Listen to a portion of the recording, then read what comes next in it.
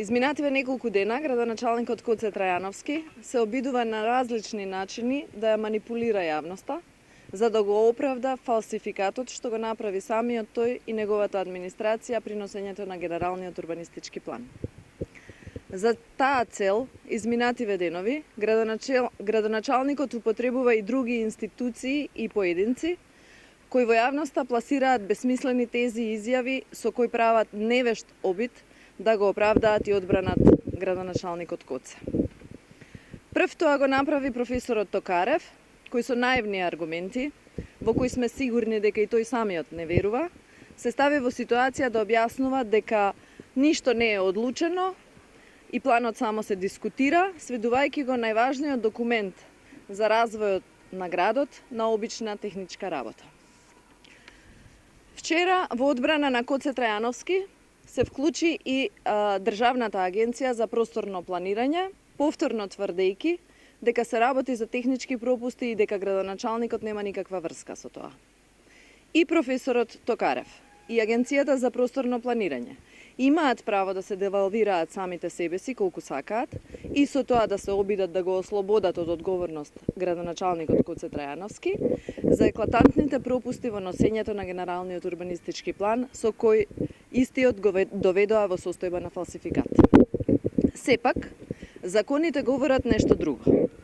Законот за просторно и урбанистичко планирање во член 22, став 1 вели: урбанистичките планови се донесуваат во две фази, односно како нацрт план и предлог на план.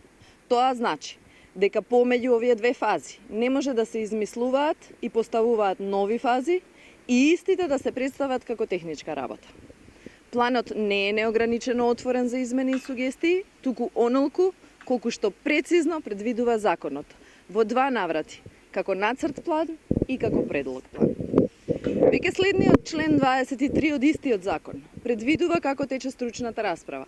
Стручна расправа се организира по нацрт план и тоа е задача на градоначалникот, а не на техничкиот оператор и внимавајте, предмет на оваа стручна расправа може да биде само нацрт планот усвоен од советниците на градот, а не произволни мапи направени од било кого и било кога. Надлежностите на градоначалникот се исклучиво негови и негова обврска да се спречи евентуален фалсификат, а не да го представува како техничка работа на операторот. Почитувани, Генералниот урбанистички план е клучен документ за развојот на градот Скопје, кој се носи еднаш на 10 до 15 години. Процедурата за негово носење е строго утврдена во закон, токму поради важноста на овој документ. Несериозно е волку важен документ да се донесе низ процедура која ќе остави дамка на истиот, дека се работи за фалсификат, а сите да се однесуваме несмесно и да прифатиме дека се работи само за техничка работа.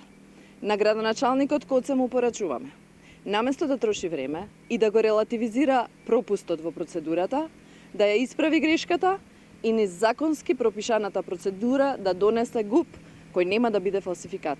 Во спротивно, негова ќе биде одговорноста што ќе ги доведе граѓаните на Скопје, државните институции, скопските општини, предпријатијата, бизнисот и на крајот граѓаните на Скопје да планираат, да се ориентираат и воопшто да се потпрат на генерален урбанистички план кој е фалсификат. Ви благодарам.